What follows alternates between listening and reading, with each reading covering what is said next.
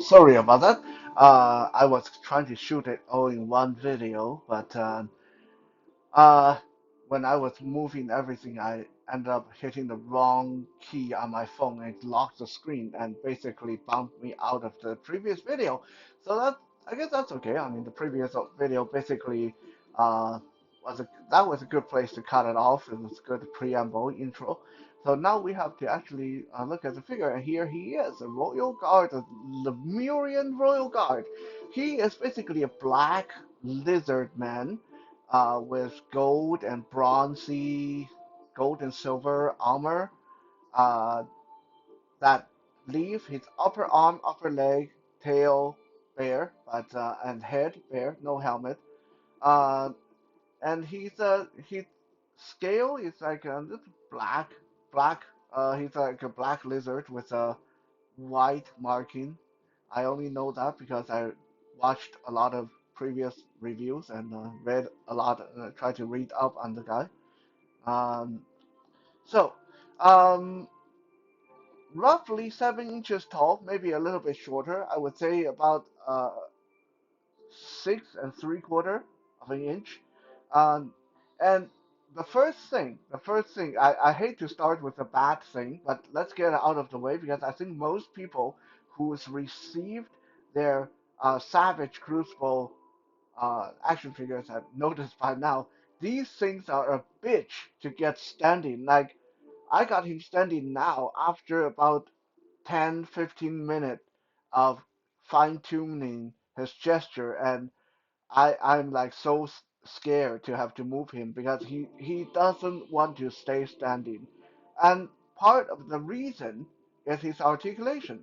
But another reason is that uh, he is kind of top heavy. The way these figures are built, I kind of feel that since they're supposed to be lizard folks, their hands and feet are a bit too small. Their limbs are too small. Like their proportions more like human proportion. And this caused their most of their torso to be heavy. Like when you hold it in your hand, you will feel that the legs are super light, and then the body and head and armor and all that create quite a drag against the leg. So this make it not want to stand very well. And on top of that, well, articulation is a bit of an issue. So we'll touch on that when we talk about articulation. But overall, it's a good, really good looking character. Like I wouldn't say it feels as premium as Mythic Legion, not quite. Uh, but I say it's close. I say like this definitely will mix in with my Mythic Legion, and the scale and the details on the armor. This like a snake detail on the armor. Um, is pretty nice. Like this is a eye candy and a hand candy. I talked about this before. Like to a blind collector, texture is so important. Like when you get a character that is all smooth, it doesn't matter how good looking they are. Like Iceman, for example, from X-Men, Marvel Comics X-Men. Iceman never does much for me because it's just smooth, just a smooth human shape. Uh, it's nice to look at, but as far as feelings go, it doesn't feel much like anything incredible. This lizard warrior, this royal guard, definitely has the texture on the armor and the scales and the fingernails on his hand. He just like there's so much texture on this figure that it's quite enjoyable to uh, handle. Now, if you really want him to stay standing, of course, you can use his tail as a tripod. His tail is a little short. Actually, I thought that a lizard folk would have longer tail. Like, if you look at the tail on the lizard from Spider-Man, for example, that thing always have really long tail. So I I was kind of like when I first got this figure out of the tray, I was thinking, there's no tail. Like I thought this guy's supposed to have a tail, and then I felt around back there. Yeah, I know that sounds dirty. I just felt around back there, and yeah, there's a tail. It's just really skinny and really short. But if you bend his knees, get him into a squatty position, which honestly for me, a lizard type character should be kind of hunched and squat and like this, like standing up straight. They just look a bit weird. Uh, then yeah, you could use the tail as a tripod for that to help him stand. And having his legs wide and have him squat, and so the ankle is flexed forward, also will help you a lot if you are trying to get them to stay standing. So it's mostly like the narrow stances, the narrow upright stances that is very difficult with these guys. But once you get them to squat down and play around with their ankles and flex their toes a little bit, then it stands okay. It's still a bit nerve-wracking, but once you get them to a low dynamic lizard-like stance, they'll be fine.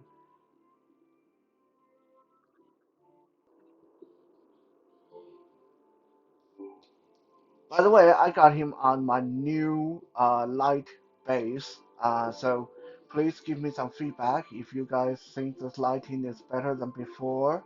Should I move it? Like right now, I have it basically between the camera and the figure. So if it doesn't work, let me know. So we're got a back view of the guy. Again, a lot of texture, and this guy, I mean, he's not huge. He's not huge. I would say he's like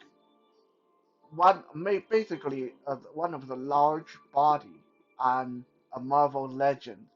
So if you imagine Luke Cage or someone built in that on that body, this is basically that size. So comparable to like a muscular 1.0 body and mythic legion, um, or similar type of muscular but not overly massive male fantasy build. So it's like that. Like it's a pretty good size, I would say. For I mean, what size should lizard folk be? They can be bigger, smaller, whatever. They're lizards. They're not dinosaurs. They're not supposed to be massive. At least, most of them shouldn't be that big. Um, because of being a lizard man, this is really cool. Like you don't even need to know the story. Uh, this basically should fit into your Conan, should fit into your Dungeons and Dragons, should fit Dragonlance, your Diablo, your fantasy, any kind of fantasy display, even going up against Lord of the Rings. Like I can see this guy fighting orcs and elves and all kind of stuff. Um, there's just endless possibility for display. Speaking of endless possibility for display, uh, every piece of armor you see on this guy basically is removable. But before I talk about that, let me mention this. If you want a royal guard, if you want more than one royal guard, if you want a bunch of them, then do yourself a favor and get yourself the armory accessory pack to go with it, because the armory accessory pack come with a really cool alternative head for these guys, and comes with bare arm, bare legs, so you can have a more stripped down, more streamlined version of your royal guard, rather than this one like more heavily armored. So it will give you a lot more option if you pick up the accessory pack. Not to mention the accessory pack got so much stuff in it. It's amazing. Like this is another thing I will say kudos to uh, Harbinger Studio. Other toy companies want you to buy a pack for head, a pack for wings, a pack for arms, a pack for belt, a pack for weapons. Like at the end of the day, you spend like over $100 to try to customize a couple of characters. With Savage Crucible, there's two accessory pack. Each one of them, I believe, is like $24. $24 sounds like a lot, but there's head, there are arms, there are legs, there are armors, there are shields, all kind of weapons and little doodads you can add to the belt. It's all kind, like basically, you get two of this pack, you can customize three or four characters, no problem. Okay, so if there's like a accessory pack of the year award, I would say like Savage Crucible, Harbinger Studio definitely got that covered. So this guy, all his armor can be removed. I've done it to the other guys, so I'm not going to because you kind of have to heat them up uh, and do the hair dryer thing. It's a bit of a drag, but it's doable. So I'm going to show you guys a couple of pieces. So here is the arm piece that I pull off. I'll show you guys the other one later, the other Royal Guard that I basically recalibrated. Let's say I got him recalibrated. So I took off his this shoulder pauldron. This thing just plugged into the back of the shoulder joint, sort of Mythic Legion style. And then there's the shin guard. I got all this stuff in my pocket. Uh, the shin guard, basically, you can swap that out and the spare shin in the accessory pack. So yeah, like you can essentially with the accessory pack, you can end up with a mm, almost well, pretty much completely naked royal guard. I don't know why you would want a completely naked royal guard, but anyway, it's the option is there if you want. The Royal Guard also comes with alternate hand. It comes with what's the other one? A pair of these clawing. I'm going to just never mind using my sword. I'm going to rip your face off, your head, using my fingernail kind of hand. Right? Uh, they're really nice. Unfortunately, I don't think I'll ever use them unless for photography for some reason. Because this guy also comes with four swords. Now, I don't usually complain about things coming with too many swords or too many of anything, but four swords, bit of an overkill. Like honestly, a bit of an overkill. So there's two of each version. There's actually two different types of sword, and then two of each. And one is this curved blade, scimitar style curved blade. Uh, Actually, this more reminds me of a falchion, with a curving, sweeping blade and a very simple, short handle for one-hand use. So you come with a pair of that, so you can do some Leonardo stuff with it.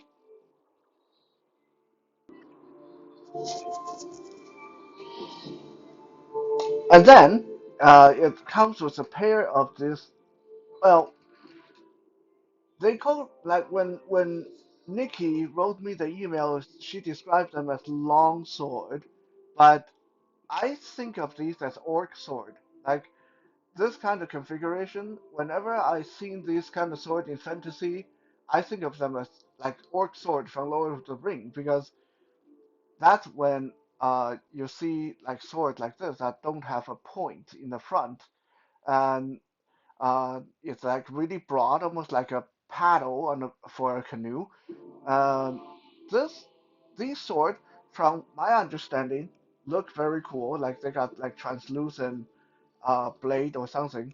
So they look like they have magical effects. They look like a pair of magic sword or like a cursed sword or something.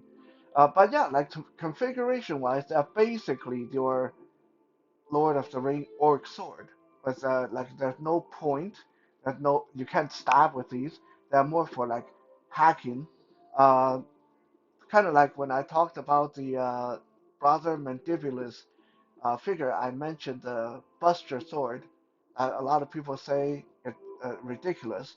Well, this is basically the same. You know, it's like a smaller version of that Buster sword, um, with a kind of a dome shape, triangular shape pommel, uh, and cross guard.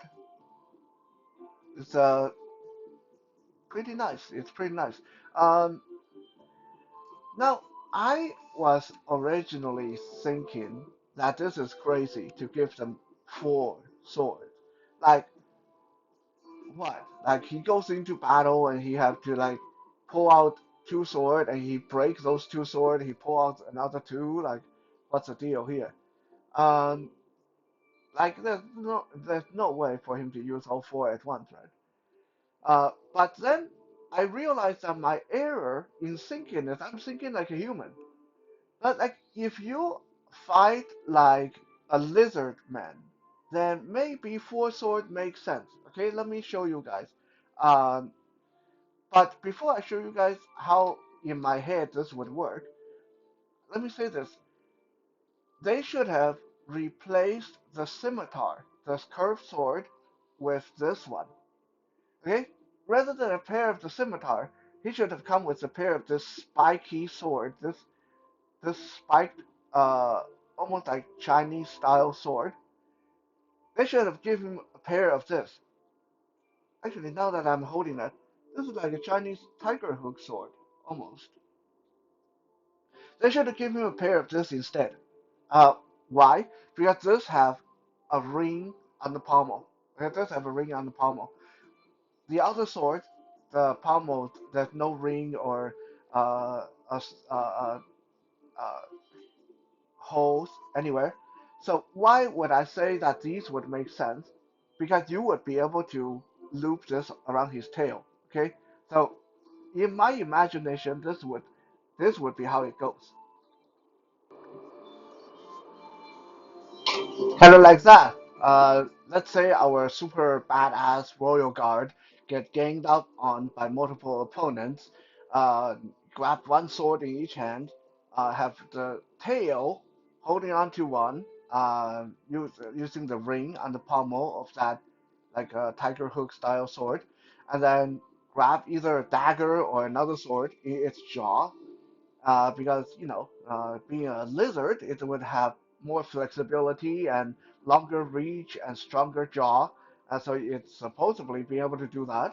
So okay, like as ridiculous as this look, I can see this maybe working, but honestly, I don't like the uh, two sword two of each sword and four swords in total thing. I think it's a bit of a overkill for this guy. I think I don't mind him having a lot of weapons, but maybe two swords and then a shield and then a dagger. To me, that would make more sense. Um, Now, why would he have like two different style of sword, right? Well, for me, in my head, I would think of it this way: the magical looking sword, uh, this orc style, like buster sword, kind of magical sword. I think I would say that he used that to deal with magical threat, like run to, I don't know, werewolves, vampires, something like that. So basically, he would be doing what uh,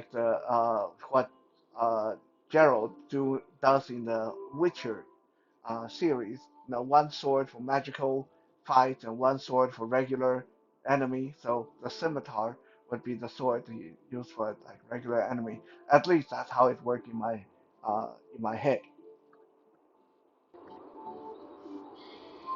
Now, when you want your lizard guard, your royal guard to, just stand around and have a chat, don't want to hold on to his weapon, he can do so. Like there's little holsters on his belt, and yes, they're holsters, they're not sheaths. Silly way to carry swords, by the way. In reality, you would never carry swords like this because anytime you move around, you run the risk of stabbing yourself in the foot. Um, but he got these little holsters on the side of his body that you can holster the curved blade in, and then the holsters on the back. Oh, then you can carry those magical sword in on the back. Now, um, these works, and if you want to like change things around, you are able to pop them out. They are just pegged into the armor. It's easier if you heat everything up first, and also it's much easier if you take the armor off of him, pop them out, replace them with whatever you need, and then put the armor back on. Try to do it with the armor on the figure. It's very frustrating. Okay, so take the extra trouble, take the armor off, and then switch things properly. That way, it's much easier for you. Um, Other than that, there's not much more. Oh, yeah. So uh, since Nicole Cheney sent me the bio for this guy, I'll just and he just fell over. Face plant right in front of the camera. Come on, dude. If you flex the toe downward a little bit, you can get them to stand relatively okay. But it's still not very secure. Okay? It's not very secure. So flex the toe down like he's you know, curling his toe a little bit, and then get the knees and the ankle in the right uh, situation. And there we go. Now, no guarantee how long he's going to stay standing, but the ankles are just a tad loose. And like I said, the figure itself is heavier uh, than his legs, so he kind of top heavy. So yeah, the bio for this guy and all the royal guards basically. So royal guards are serpentine. They're called serpentine. I guess they're not lizard folks. They're like snakes, I guess. Um, Royal guards are chosen at young age when they're still younglings. They are taken away from their family and raised by the Royal Academy, basically, and they're groomed to be warriors, soldiers, couriers, and clerks, and to fill different roles in the Lemurian society. And even though they are taken away and groomed to be what they are not considered slaves. They are considered free people because they are paid a salary and they have more freedom. Uh, but their mating is heavily restricted. You don't want them making a bunch of royal guard babies, and a lot of like their where they can go, the way they're allowed to go is very restricted. They're basically limited to staying in the royal palace and do what they're supposed to do. Um, with that said, the royal guards, the palace guards, their role in any kind of leadership is immense. So even though they are servants, they are soldiers, almost every Lemurian nobles or ruler or leadership need to get their approval, need to have them on their side for their rule to be effective. So these guys are pretty important in the sense that uh, royalties actually need their support. But at the same time, they are restricted from free breeding or free trade or free travel, a lot of that, and they're groomed at a young age to be at their jobs. That still sounds like a slave to me. Like when they say these are free people, I don't know, maybe Lemurian society have a weird idea of what free people mean. Now let's go over articulation, and I will say this is kind of a fun figure to articulate. First, the head can, well, it doesn't really look up or down very good, but it can turn side to side, very nice. And it has a articulated jaw,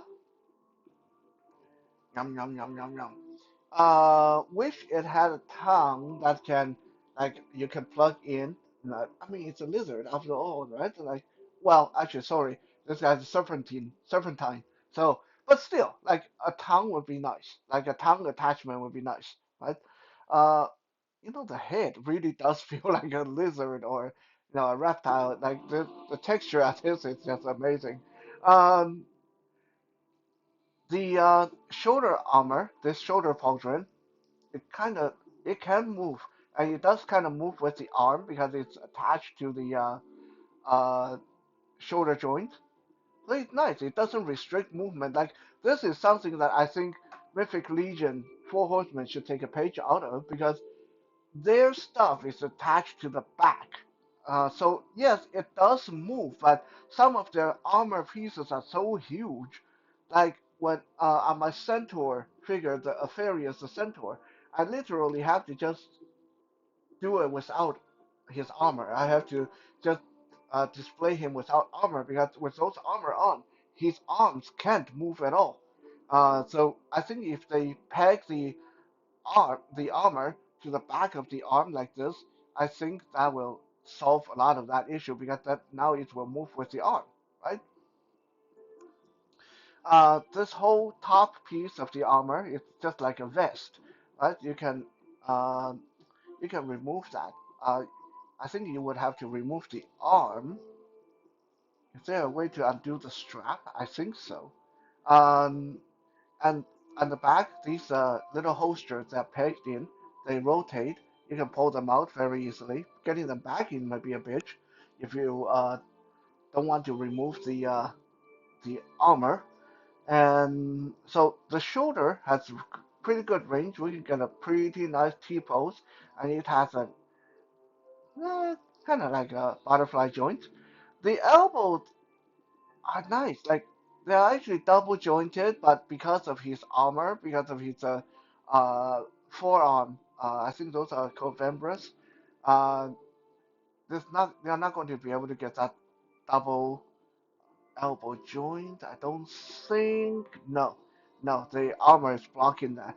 Now, if you get the accessory set and then you actually give him bare leg and bare arm, then those joints work much better, of course. Um, but other than that, the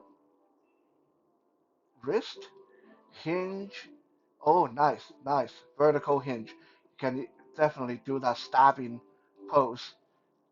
This one too? Yes. So both hands have kind of a vertical hinge on the wrist,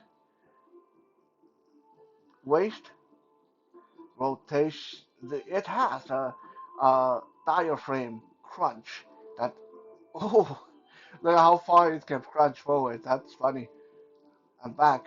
Ooh, this is one acrobatic lizard. Uh,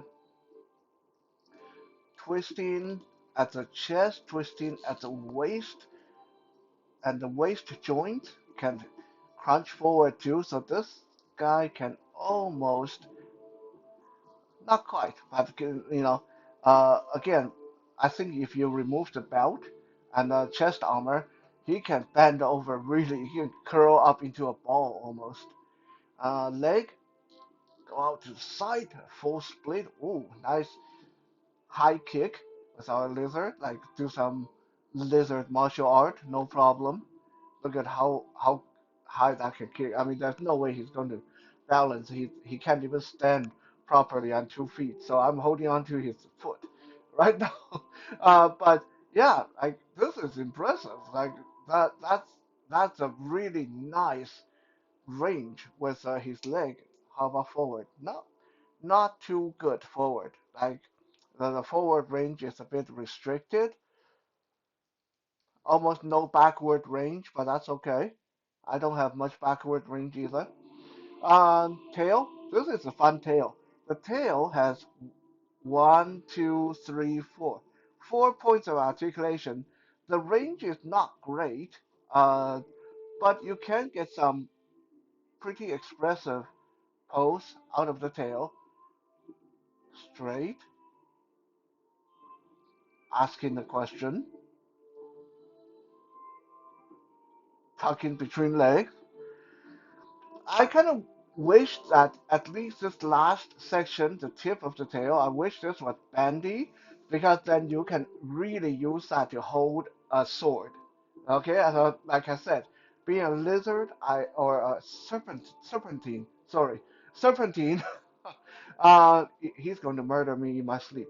Um, being a serpentine, I can totally see the logic of maybe using the tail to as a third hand to use a sword in. Knee joint, I kind of think this are the knees double joint. I can't really tell. Uh, I don't think so. It feels like single joint to me. I think I can get a 90 degree out of it. And then there's thigh rotation, shin rotation, ankle rotation, and now we come to the problem with this figure, which is the feet, of course. Uh, there's a toe hinge, which means because its upper body is so heavy, when you try to stand it, the toe will flex up and the thing will tip forward. That's the most common issue with this. And the ankle is kind of weak. You know, it's not, there's a ratchet joint in there, but it doesn't want to click and lock. It's not very strong. Okay, so weak ankle toe hinge means your figure doesn't want to stand very well. So what I find is if I flex the toe down like it's gripping something, if I flex the toe down like it's gripping something, this will actually stand much better. Okay, and then let the ankle come forward a little, and this will make it. Of course, now that I'm talking about it, it's not going to want to do it, but yeah, look at that. Right away, standing, no problem. So that's one way to get a standing. Does it look a bit weird? Yeah, but who's going to be staring at his toes? Okay, so that's one way you can get this lizard to stand up properly. Um, Now, I'm going to bring in his compatriot, the second Royal Guard that I've customized, basically, not really customized, but swapped parts. And we can see how different he can look with the accessory pack. Okay? We have our second Royal Guard here. And look at that. That is cool. Okay? Look at that head. This is a cool head from the accessory pack that make him look like a cobra. It's actually like a frilled lizard, I think. But yeah, like this is again the jaw is moving, it's articulated, and then this super cool long halberd thing. This come from the accessory pack as well. You can see now he has bare arm, bare legs, different weapon, different head. So yeah, with the accessory pack, you can get a pretty interesting different look with, with these royal guard. Now, if I can get him to stand, there we go, and stand his. Oh come on! I finally got him standing, and I bumped his weapon, and he's yeah. There we go. Okay, now we got the other one. standing right here. Hold the camera back a little bit. There we go. Here's our two royal guards, looking very, very different, right? And I actually got a savage, a Lemurian savage, and a Lemurian slate as well that I'm going to customize with the rest of the accessory pack and the armor I stripped from this royal guard. So hopefully, in the end, what I'll end up with is four guardsmen. I'll end up with four soldiers, four very different looking royal guards. So that's pretty cool.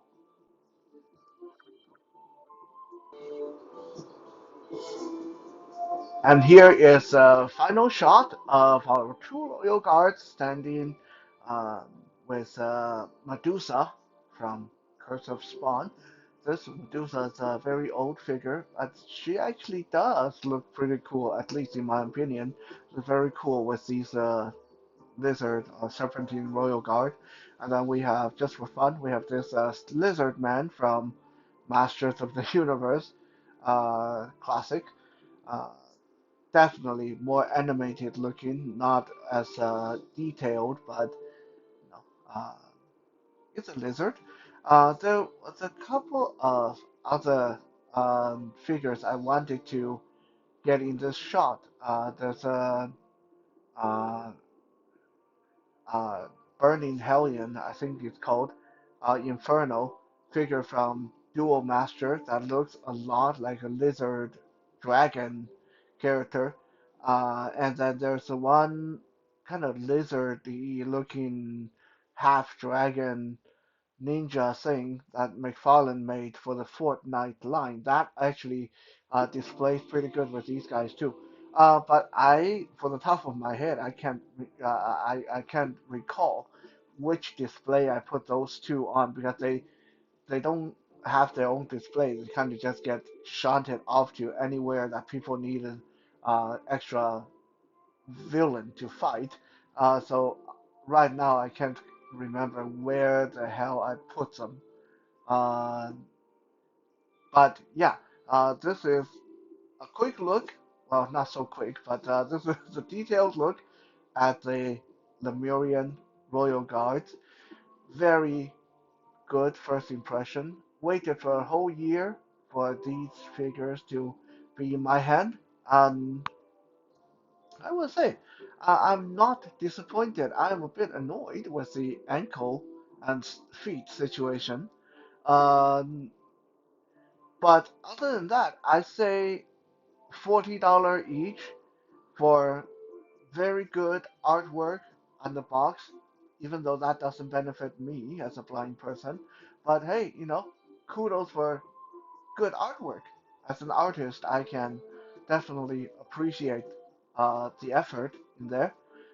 Good artwork and that trading card and map and really well engineered, solid feeling figure, cool design, great details, uh, good articulation, all that stuff. I say yeah.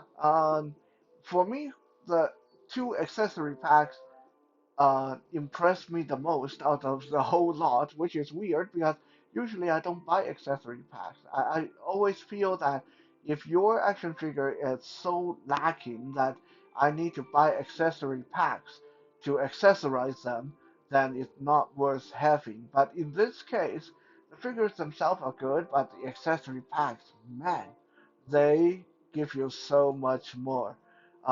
So that is it, folks. Hope you guys enjoy this video. I'll be back again tomorrow for Fitness Friday.